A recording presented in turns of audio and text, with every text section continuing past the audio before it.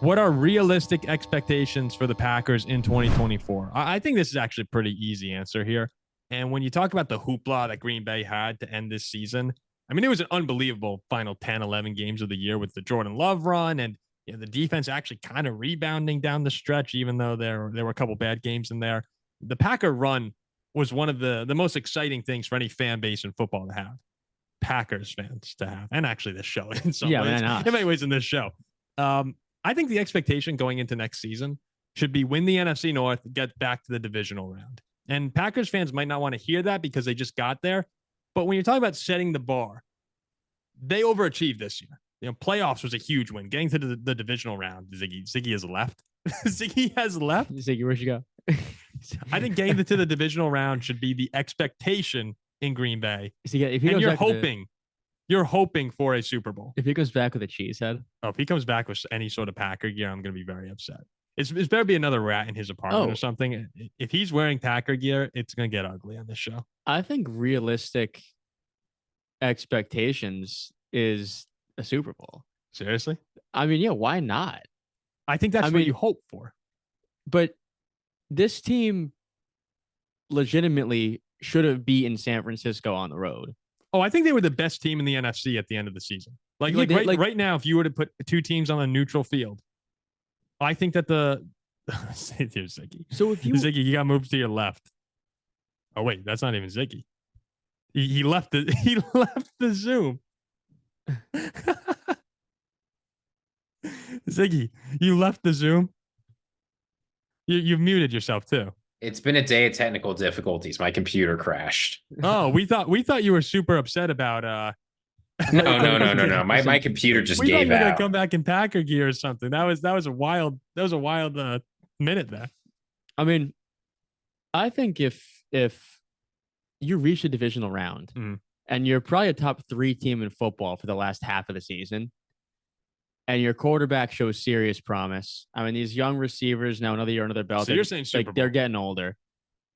I think Packers fans should expect a chance to go to the Super Bowl. Like, why not? Okay, so Ziggy, here's where we came down. Since you clearly were not distraught by my saying the Packers should be expecting an NFC divisional round berth.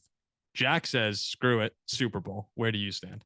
I think divisional is about right. Packers fans aren't going to want to hear that. And I sort of understand why, right? Like, you've had your quarterback.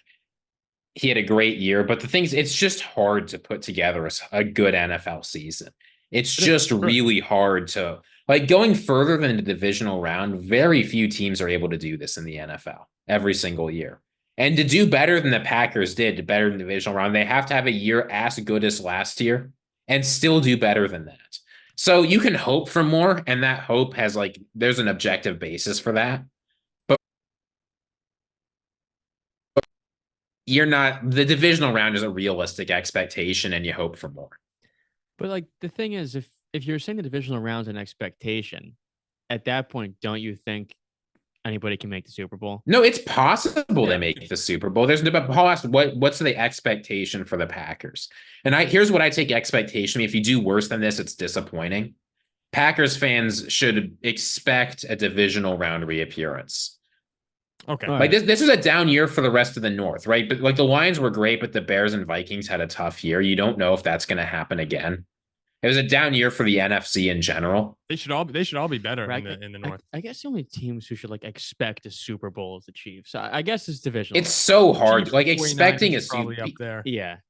It's so hard, Jack. It's so hard to win in the during NFL. The season. I think it's going to come down to, like, I can't wait to see what Jordan Love comes out for the first 2-3 weeks of the season next year. Oh, and if he's just phenomenal, it's because if he comes out and you see the final 10-11 game Jordan Love and they're 4-0, yeah, they're 3-0 or something like that, then you're like, oh wow, like this, that was not a fluke. Because I still think, and maybe it's just me kind of hoping in the back of my mind, but I'm still wondering if there's a chance Jordan Love will be good.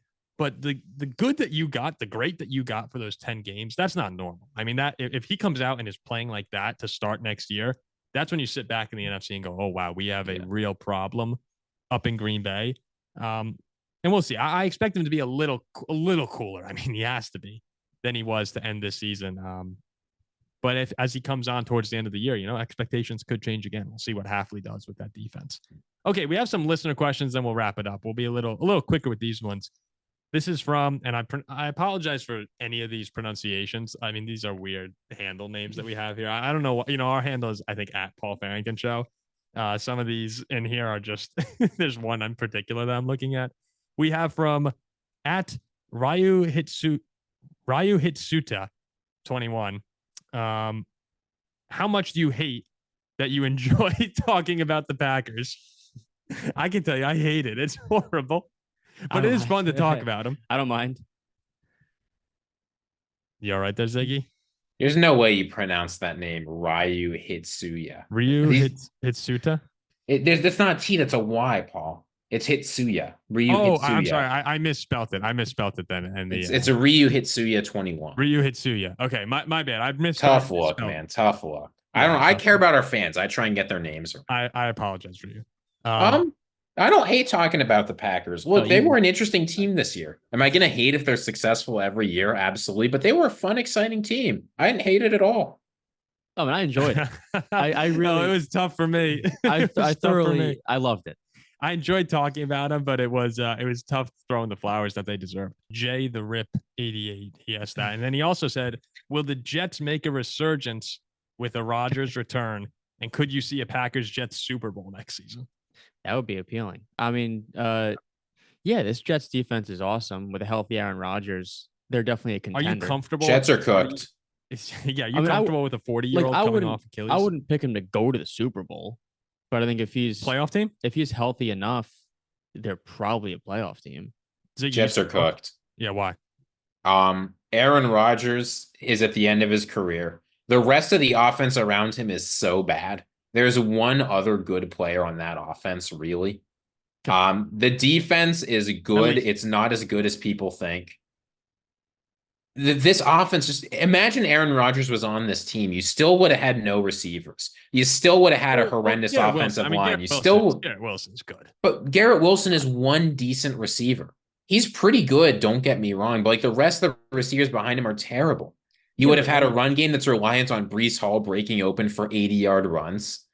No, this team is not going to be good next year. Don't fall for the hype. If you're just talking playoff team, though, you mean to tell me if the Jets had Aaron Rodgers? They are not making the playoffs this year with Aaron Rodgers. You say absolutely not. You see, I think with the AFC, there's a chance. I think we all had them missing the playoffs actually on our preseason prediction show. But I do tend to give all-time greats the benefit of the doubt. I believe in the Peyton Mannings, the Tom Brady's, even in the NBA now. LeBron, Curry, Durant, all those guys, when you're that damn good, top 10 ever good, I give you the benefit of the doubt. Rodgers does rely on mobility more than people realize. Not rely, but Rodgers uses mobility more than people realize.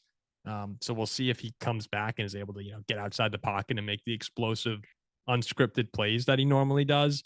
But he can still pick you apart from inside with his arm and with his mind. I think the Jets will be good next year. I think they'll be competitive. It's just a matter. They do have some work to do this offseason. As far as the Packers-Jets Super Bowl, I would say it's more likely Green Bay gets there than the Jets. By far. Yeah. I mean, this is a young team in a worse conference. I thought they were the best team in the NFC at this point right now, if you put them on a neutral field with anyone. Oh, I said at the end of the season, I thought they're the best team in football currently. Which is just absurd. Man, Packers-Jets would be a fun. I would. It's not going to happen. I would sign up for that Super Bowl right now, even though I would be risking a Packers Super Bowl. Just that storyline would be. I mean, that would be unbelievable. That would be unreal. All right, a few more here. We have from at Mercury Road 55.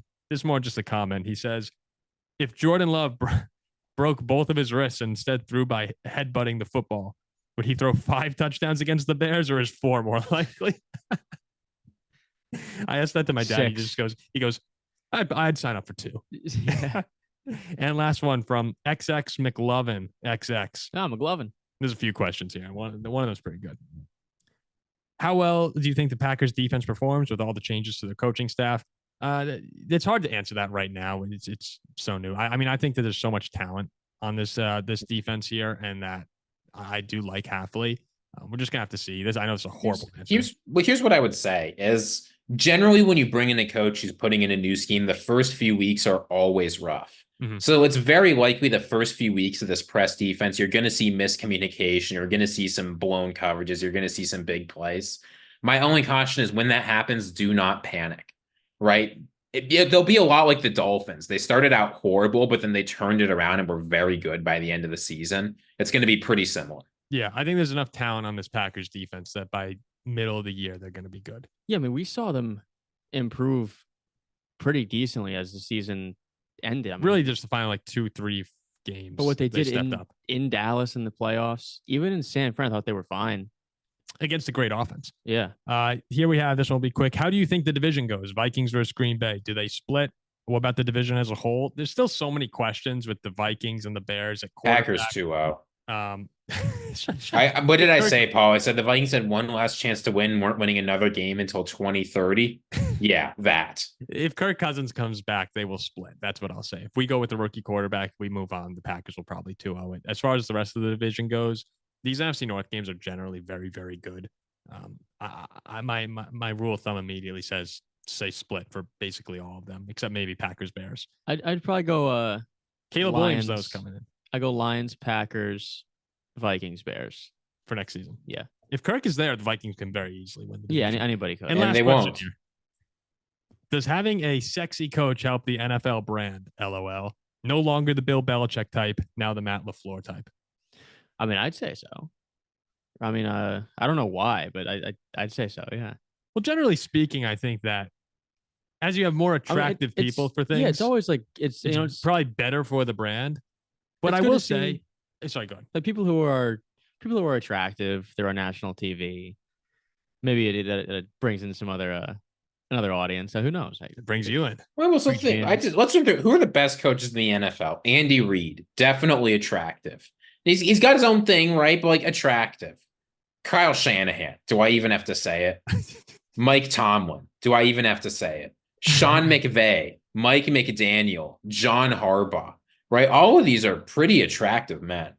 So absolutely. Meanwhile, you go down, look at some of the worst coaches in the NFL, right? I'm not trying to be mean to anybody, but it's not close. Right? Like, come on. Like, I was waiting for Dennis Allen, Todd Bowles, I guess Arthur Smith's not a head coach anymore.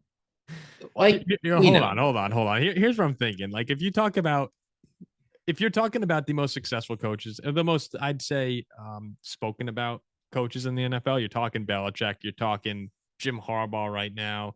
You know, Pete Carroll is up there. Andy Reid is up there. Like those guys aren't in the same. No, the future is now, old man. Yeah. Well, no. What I'm saying is, I actually think Pete Carroll's a handsome guy for being 70. No, they are. I think they're all. Look, they're all handsome dudes here. But what I'm saying is, they're not. When it comes down to I think that being more handsome. Matt Rule's an ugly dude. His team was to 1 in 50. I think that being more handsome is beneficial and almost better looking helps you in basically every aspect of life. But at the same time, I think that you all like greatness attracts attention as well. So when you have someone like, let's just say Dable with the Giants was, I don't know if most people would find him conventionally attractive. But and look what happened with the Giants this year. Complete blow up. Well, no, but we were saying what's better for the NFL brand. I think that greatness in general will help promote your brand. And in the NFL, it is such a dominant league versus everyone else that, maybe it helps if you have attractive coaches at the front of it. But generally speaking, greatness doesn't matter what you look like. Beauty's a type of excellence, Paul. It's Jimmy G. Inner beauty is the real beauty. Inner beauty is the real beauty. Yeah. Okay, so someone's been reading Symposium. All right, go off. You think Jack? Only the form of beauty is like, beautiful. I haven't read since like 3rd grade.